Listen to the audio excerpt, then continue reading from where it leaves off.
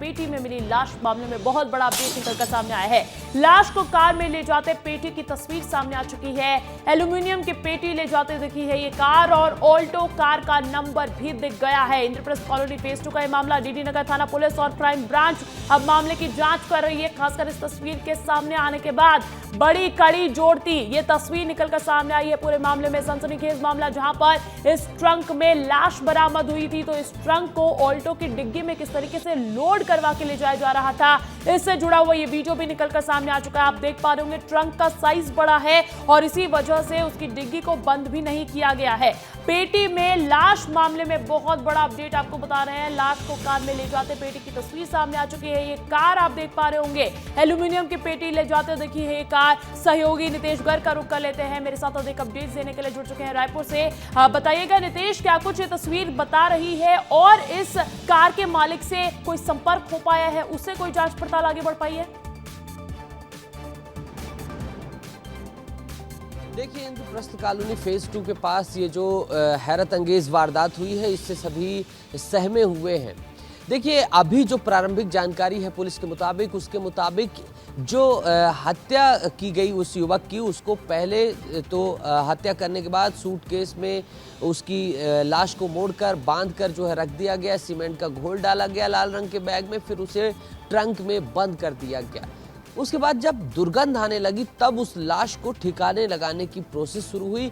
और ये वीडियो जो विस्तार न्यूज़ दिखा रहा है, ये वही वीडियो है जब हत्यारे जो है, अभी तक की जानकारी है, जिसकी आशंका पुलिस ने जाहिर की हत्या की, क्योंकि धारदार हथियार लगे हुए गले में, जब ये ले जाकर सूटकेस को अज्ञात जगह पर जो है सुनसान जगह पर फेंक देते हैं। देखिए, इसमें दुर्गंध आने के बाद ये सभी काम तमाम करके चले जाते हैं। जो ये कार नंबर है वो भी कार अल्टो है, लेकिन इसमें नंबर दूसरा उन्होंने शातिराना ढंग से जो है बदला। किसी न किसी तरीके से उनको ये लग रहा था कि दूसरा नंबर डालकर हम यहाँ से निकल जाएंगे। अभी ये जानकारी आई है कि 2 लोग इस गाड़ी पर बैठे हुए हैं और अभी वो 2 लोग जो है अभी फरार चल रहे हैं, कहीं ना कहीं पुलिस से भागते हुए नजर आ रहे हैं। लेकिन क्राइम ब्रांच और पुलिस की टीम, डीडी नगर थाना पुलिस की टीम उनके पीछे जुट गई है और तमाम परत दर परत सारी गुत्थियां सुलझा रही है। अभी जो जानकारी है वो ये जानकारी भी है कि गले पर धारदार हथियार से जो है कहीं ना कहीं पहले जो 30 से 35 साल का ये जो युवक जिसकी लाश मिली है उसको पहले मारा गया, फिर उसके बाद जो है सूटकेस में उसे पैक किया गया, सीमेंट का घोल डाला गया, फिर ट्रंक लाया गया। ट्रंक की जो ट्रंक है उसमें सुब्बा लिखा हुआ है। उस ट्रंक के आधार पर भी जो है लगातार पुलिस खंगाल रही है और जितने भी गोल बाजार थाना क्षेत्र में जहां भी उस लेवल का ट्रंक मिलता है, उस टैंक की भी जो है पड़ताल की जा रही है कि ये टैंक आखिर कहां से लिया गया, किस तारीख को लिया गया। इससे और डिटेक्ट हो जाएगा कि कौन आया था और वहां के सीसीटीवी फुटेज से भी काफी मदद पुलिस को मिल जाएगी। तो इस तरीके से पुलिस जो है इस हैरत अंगेज सनसनीखेज वारदात को सुलझाने में लगी। उत्तर प्रदेश में भी एक ऐसा पैटर्न देखने को मिला था जहां ऐसा हुआ था और शायद कहीं ना कहीं इन आरोपियों ने, अपराधियों ने जो है कह दीजिए जो अभी पकड़े नहीं गए हैं, उन्होंने कुछ ऐसा ही पैटर्न फॉलो किया। बहरहाल आगे जब ये पकड़े जाएंगे तो और खुलासे होंगे और गहराइयां सामने आएंगी। लेकिन ऐसे में पूरे मामले में पुलिस के सामने कई बड़ी चुनौतियां बनी हुई है। युवक की पहचान करनी है, इस ट्रंक के मालिकों से संपर्क करना, उन तक पहुंचना है। कार में कौन सवार थे, क्या वही हत्यारे थे, इसको लेकर तमाम जांच पड़ताल आगे बढ़ती हुई नजर आएगी। कई राज से पर्दाफाश होता हुआ नजर आएगा। बहुत बहुत शुक्रिया तमाम जानकारी देने के लिए। अगली बड़ी खबर भी सनसनीखेज खबर, इससे जुड़ी हुई भी अपडेट निकलकर सामने आई है, जहां पर दुर्ग पुलिस ने डबल मर्डर केस का खुलासा किया है। महिला का प्रेमी और चचेरा भाई ही पूरे मामले में गिरफ्तार कर लिया गया है। छत्रपाल सिंगौर और शुभम कुमार सिंगौर गिरफ्तार कर लिए गए हैं। महिला और उसके मासूम बेटे की हत्या हुई थी। डबल मर्डर का सनसनीखेज मामला। रायपुर की रहने वाली थी मृतक महिला। आरोपी छत्रपाल ने शादी का झांसा दिया था। बड़ी खबर, बड़ी अपडेट आपको बता रहे हैं। आरोपी पर शादी का दबाव बना रही थी महिला। हालांकि देखिए हत्या की क्या वजह रही है ये जांच का विषय है, लेकिन दुर्ग पुलिस ने डबल मर्डर का खुलासा कर दिया है और 2 गिरफ्तारियां भी कर ली है। महिला का प्रेमी और चचेरा भाई गिरफ्तार कर लिया गया है। छत्रपाल सिंगौर और शुभम कुमार सिंगौर इनके नाम बताए जा रहे हैं। महिला और उसके मासूम बेटे की हत्या कर दी गई थी, निर्मम हत्या, और तभी से जांच पड़ताल की जा रही थी। हालांकि देखिए रायपुर की रहने वाली इस मृतक महिला और इसके बेटे की हत्या के बाद अब आरोपी छत्रपाल ने को गिरफ्तार भी कर लिया गया है। थाना अमलेश्वर के ग्राम खमरिया में कल 2 शव प्राप्त हुआ था और प्रथम दृष्टया शव को देखने से ही वो हत्या का मामला प्रतीत हो रहा था, क्योंकि दोनों ही शव में हाथ पैर बंधे हुए थे तथा जिन बोरों में भरा गया था उसमें मिट्टी या फिर पत्थर डाले गए थे पुलिस टीम लगातार वहां पे जांच कर रही थी। इसी दौरान ज्ञात हुआ कि छत्रपाल नामक एक व्यक्ति है, इसकी गतिविधियां संदिग्ध तथा वो बोरों में कुछ लाते हुए दिखा है। उस सूचना पर से पुलिस टीम ने छत्रपाल को पकड़ा और उससे पूछताछ की तो ज्ञात हुआ कि छत्रपाल का संबंध एक महिला से था और उस महिला से 1.5-2 साल से उसका जान पहचान था। खबरों में आगे बढ़ते हैं, बात छत्तीसगढ़ के मौसम पर करते हैं। छत्तीसगढ़ में आज मौसम सामान्य रहेगा। गरज चमक के साथ सामान्य बारिश के आसार जरूर जताए जा रहे हैं। उत्तरी छत्तीसगढ़ में एक सप्ताह तक बारिश का अलर्ट भी जारी कर दिया गया है। मध्य और दक्षिण छत्तीसगढ़ में हल्की बारिश की संभावना जताई जा रही है। तो 26 जून से जोरदार बारिश देखने को मिलेगी प्रदेश में कई जिलों में सामान्य मौसम रहने की जानकारी सामने आ रही है। तो गरज चमक के साथ सामान्य बारिश के आसार भी जताए जा रहे हैं। उत्तरी छत्तीसगढ़ में एक सप्ताह तक बारिश का अलर्ट है। इधर मध्य और दक्षिण छत्तीसगढ़ की अगर बात की जाए तो यहां पर हल्की बारिश की संभावना जताई जा रही है। 26 जून से उसके बाद जोरदार बारिश देखने को मिलेगी। अगली बड़ी खबर आपको राजधानी रायपुर से बता दें, यहां पर बीरगांव अस्पताल में प्रसूता की मौत का मामला सामने आया है। स्त्री रोग विशेषज्ञ डॉक्टर अंजना कुमार को निलंबित भी कर दिया गया है। निलंबन अवधि तक डीएचएस में पदस्थ किया है। जिम्मेदार अधिकारी की निगरानी में किया है पदस्थ। महिला की मौत मामले में ये दोषी पाया गया। डॉक्टर अंजना कुमार को दोषी करार दिया गया था। 4 सदस्यीय कमेटी ने की थी मामले की जांच और समय पर अस्पताल में मौजूद नहीं थी डॉक्टर। लापरवाही बरतने की बताई जा रही है, सामने बात बताई जा रही है। लोक स्वास्थ्य एवं परिवार कल्याण विभाग ने आदेश भी जारी किया और उसके बाद जांच पड़ताल की गई तो जो जिम्मेदार हैं उन पर कार्रवाई की जानकारी भी सामने आ रही है। स्त्री रोग विशेषज्ञ डॉक्टर अंजना कुमार को निलंबित कर दिया गया है। वहीं देखिए, मुख्यमंत्री विष्णुदेव साय से जुड़ी हुई बड़ी अपडेट मिल रही है। वाराणसी दौरे पर है मुख्यमंत्री।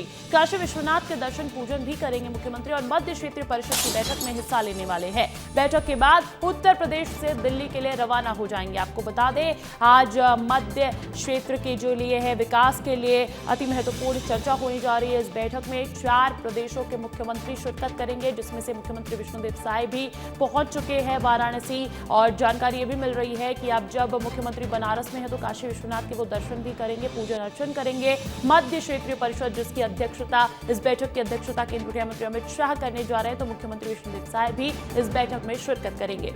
वहीं देखिए, आज वाराणसी में मध्य क्षेत्रीय परिषद की जो बड़ी बैठक है, गृह मंत्री की अध्यक्षता में इस 25वीं बैठक को आयोजित किया जाएगा। गृह मंत्री अमित शाह बनारस पहुंच चुके हैं और सीएम डॉक्टर मोहन यादव और सीएम विष्णुदेव साय भी वाराणसी पहुंच चुके हैं। इस मीटिंग में 4 राज्यों के सीएम शामिल होंगे। मध्य प्रदेश, छत्तीसगढ़ के सीएम भी शामिल होंगे और उत्तराखंड और उत्तर प्रदेश के मुख्यमंत्री भी मौजूद रहेंगे।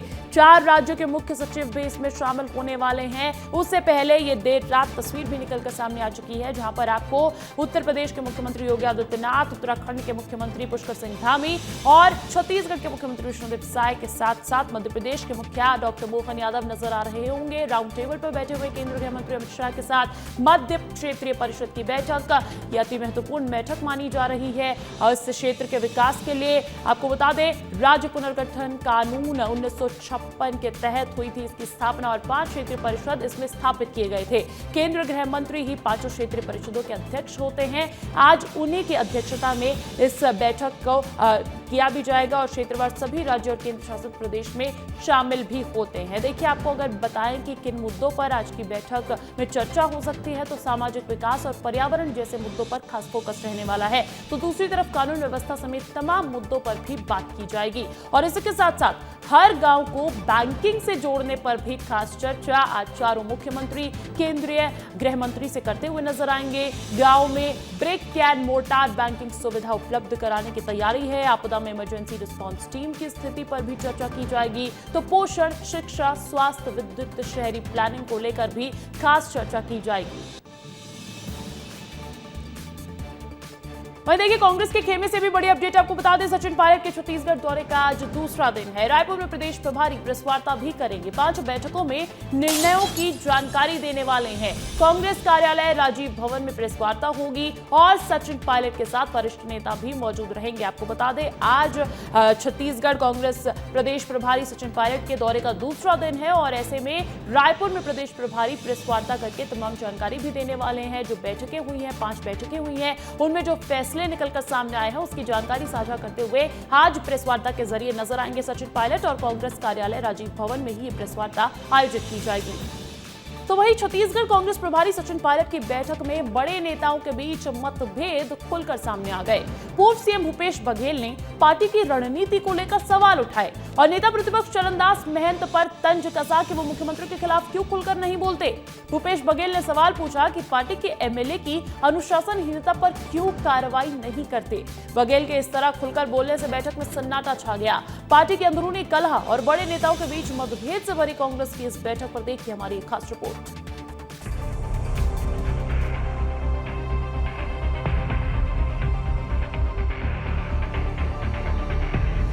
ये तस्वीर छत्तीसगढ़ प्रदेश कांग्रेस कमेटी की बैठक की है। प्रदेश प्रभारी सचिन पायलट 2 दिन के लिए रायपुर पहुंचे हैं। उनके नजदीक नेता प्रतिपक्ष चरणदास महंत बैठे हैं और उनके ठीक बगल में बैठे हैं भूपेश बघेल। कांग्रेस के इन्हीं 2 दिग्गज नेताओं में आज तनातनी देखने को मिली है। इसी बैठक में बघेल और नेता प्रतिपक्ष महंत के बीच तीखी नोक-झोंक ने पार्टी की एकता पर सवाल खड़े कर दिए हैं। बीच बैठक में पूर्व मुख्यमंत्री भूपेश बघेल ने कह दिया कि मुख्यमंत्री पर सीधे तौर पर अटैक जो है नेता प्रतिपक्ष नहीं करते। इसके अलावा दूसरी बात, बड़ी बात उन्होंने कही कि जो पार्टी के खिलाफ बयानबाजी करते हैं उसके खिलाफ कार्रवाई कुछ भी नहीं होती है। तो 2 नेताओं पर पूर्व मुख्यमंत्री ने सीधे तौर पर तंज कसा है। दरअसल राजीव भवन में पॉलिटिकल अफेयर्स कमेटी की बैठक में भूपेश बघेल ने महंत पर निशाना साधा। बघेल ने महंत से सवाल पूछे, कहा कि मुख्यमंत्री के खिलाफ बोलने से वो क्यों कतराते हैं, सरकार के खिलाफ वो मुखरता से क्यों नहीं बोलते, पार्टी में इतनी अनुशासनहीनता है लेकिन किसी पर भी कार्रवाई क्यों नहीं होती। बघेल ने महंत से पूछा कि सरकार की नाकामियों पर वो मुखर क्यों नहीं होते। भूपेश बघेल को पार्टी में बढ़ती अनुशासनहीनता की फिक्र है, लेकिन 4 दीवारी में महंत पर तीखे तेवर दिखाने के बाद बीजेपी को अब तंज कसने का मौका मिल चुका है। स्वयं अपना गिरेबान झांक कर देखें। जिनकी गलतियों के कारण उनकी सरकार चली गई, आज वो दूसरों से प्रश्न पूछते हैं, क्या जनता ने सेवा करने के लिए भेजा था या दारू का भ्रष्टाचार करने के लिए भेजा था। वो सोचते हैं कि चिल्लाकर झगड़ा उठाकर सबको दबा लेंगे। उनको ऐसा करना नहीं चाहिए।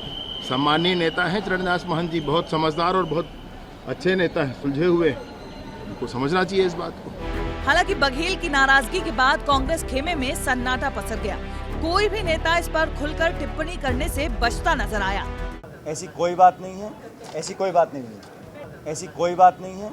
हम सब जानते हैं कौन जिम्मेदार है। ऐसा है, राजनीति में हमले नहीं होते। इशारा जनरल था। उनने ये कहा, भूपेश जी ने, कि जैसे बीजेपी राहुल गांधी राहुल गांधी राहुल गांधी राहुल गांधी राहुल गांधी, उस तर्ज पे उनका कहना था कि इसमें भी कोई स्ट्रेटेजी ऐसी बननी चाहिए कि जहां जिसकी कमी आ रही है वैसा रिस्पॉन्स होना चाहिए। हालांकि महंत और बघेल में तनातनी की खबर सामने आने के बाद बीजेपी का तंज है कि कांग्रेस की आपसी कलह ही उनकी सबसे बड़ी कमजोरी है।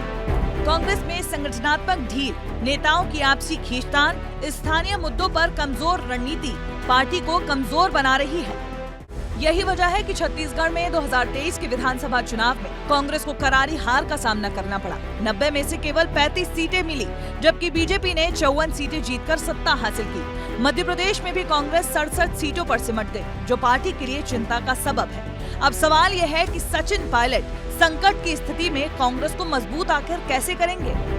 पायलट के सामने आंतरिक कलह को सुलझाने की सबसे बड़ी चुनौती है और फिर इसके बाद बीजेपी की मजबूत रणनीति का उनको मुकाबला भी करना है। पायलट ने रायपुर में मैराथन बैठकों के जरिए संगठन को बूथ स्तर तक मजबूत करने की बात कही है। उन्होंने साल 2025 को संगठन के पुनर्गठन का साल बताया है, लेकिन क्या वो भूपेश बघेल और चरणदास महंत जैसे दिग्गजों के बीच एकता ला पाएंगे?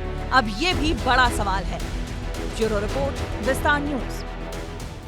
इधर छत्तीसगढ़ के कवर्धा में 38 किलो चांदी की तस्करी का मामला भी सामने आ रहा है। बड़ी अपडेट आपको बता दें, कबीरधाम पुलिस की बहुत बड़ी कार्रवाई देखने को मिली है। तस्करी करते हुए 4 आरोपियों की गिरफ्तारी कर ली गई है। लग्जरी कार में ये चांदी की तस्करी कर रहे थे। गाड़ी में चांदी छुपाने के लिए जगह भी बनाई गई थी और 40 लाख रुपए बताई जा रही है जब्त चांदी की कीमत। आगरा से ग्वालियर होते हुए रायपुर ले जा रहे थे।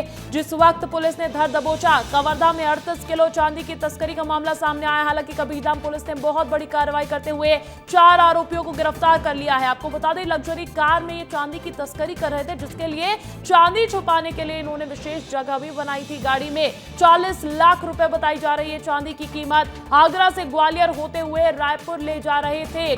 कवर्धा में 38 किलो चांदी की तस्करी का मामला सामने आया है और कबीरधाम पुलिस ने बड़ी कार्रवाई करते हुए 4 आरोपी तस्करों को गिरफ्तार कर लिया है। वहीं देखिए, छत्तीसगढ़ के गरियाबंद जिले से चौंकाने वाली तस्वीर भी सामने आई है, जहां राशन की दुकान पर 3 महीने का चावल लेने के लिए भगदड़ मच गई। गरियाबंद की उचित मूल्य दुकानों पर उस समय अफरा तफरी मच गई, जब घंटों इंतजार कर रहे लोगों का धैर्य टूट गया और देखते ही देखते भीड़ को नियंत्रित करना दुकानदारों के लिए मुश्किल हो गया। कई दुकानों में तो स्थिति ये हो गई कि राशन विक्रेता दरवाजा ही नहीं खोल पा रहे। OTP जनरेट न होना, फिंगरप्रिंट मैच न करना, सर्वर बार बार डाउन होना प्रमुख समस्या है। इन सब के चलते स्थिति ये हो गई है कि दिन भर में राशन विक्रेता सिर्फ 20 से 25 लोगों को ही राशन दे पा रहे हैं, जिससे राशन वितरण की प्रक्रिया ठप पड़ जाती है। उपभोक्ता सुबह से लंबी कतार में खड़े हैं, लेकिन उन्हें राहत नहीं मिल रही। लाइन से लगने और जल्दी राशन पाने की होड़ में धक्का मुक्की और झगड़े की स्थिति भी बन रही है। कई जगहों पर महिला, बुजुर्ग और बच्चे इस अफरा तफरी का शिकार हो रहे हैं। स्थिति को काबू में करने के लिए पुलिस प्रशासन को मोर्चा संभालना पड़ा। OTP सिस्टम भी 9 से 10 बार लग रहा है और उसमें ना फिंगरप्रिंट भी 9 से 10 बार लग रहा है, जिसमें हितग्राहियों को एक को ना 15 से 20 मिनट का समय लग रहा है। उसमें एक दिन में ना 20 से 22 या 25 जने का हितग्राहियों को राशन मिल रहा है। इसमें हम लोग कैसे किस तरह से बांटें, उसका समाधान आज तक सरकार ने निकाला है। हम लोग 6 तारीख के खाद्य मंत्री और सचिव को आवेदन दिए हैं, आज तक उसका कोई समाधान नहीं निकाला है सरकार।